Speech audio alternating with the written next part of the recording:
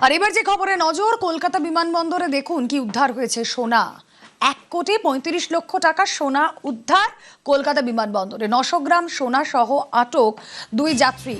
তারা কোথা থেকে আসছিল? ব্যাংকক থেকে। বিপুল সোনা কেন এবং কোথায় নিয়ে যাওয়া হচ্ছিল? আটক যারা তাদেরকে জিজ্ঞাসাবাদ করে কি জানা যাচ্ছে? অনুপ রয়েছেন সঙ্গে। অনুপ, কলকাতা বিমানবন্দর থেকে প্রায় 900 গ্রাম সোনা উদ্ধার এবং 2 যাত্রীকে ইতিমধ্যেই আটক করে জিজ্ঞাসাবাদ করা হচ্ছে। বিপুল পরিমাণ সোনা কোথায় নিয়ে যাচ্ছিল এই বিষয়ে কিন্তু জিজ্ঞাসাবাদ করা হচ্ছে। সোনার বাজার মূল্য প্রায় 1,35,00,000 টাকা ব্যাংকক থেকে নিয়ে আসা হচ্ছিল, এমনটাই কিন্তু 2 যাত্রী তাদের কাছ থেকে পাওয়া গিয়েছে।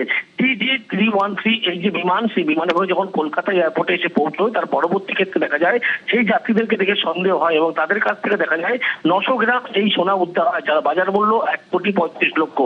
এই সোনা কোথা থেকে আনা হয়েছিল এবং পিছনে কোনো বড় চক্র রয়েছে কিনা তা ইতিমধ্যেই পুলিশের পক্ষ থেকে খতিয়ে দেখা হচ্ছে এবং ইতিমধ্যেই 2 জন যাত্রী তাদেরকে আটক করে জিজ্ঞাসাবাদ করা হচ্ছে এবং দেখা যায় পুলিশের পক্ষ থেকে জানতে পারা যাচ্ছে পাচার সংখ্যক তথ্যের সঙ্গে কিন্তু চক্রের সঙ্গে যোগসূত্র মিলছে।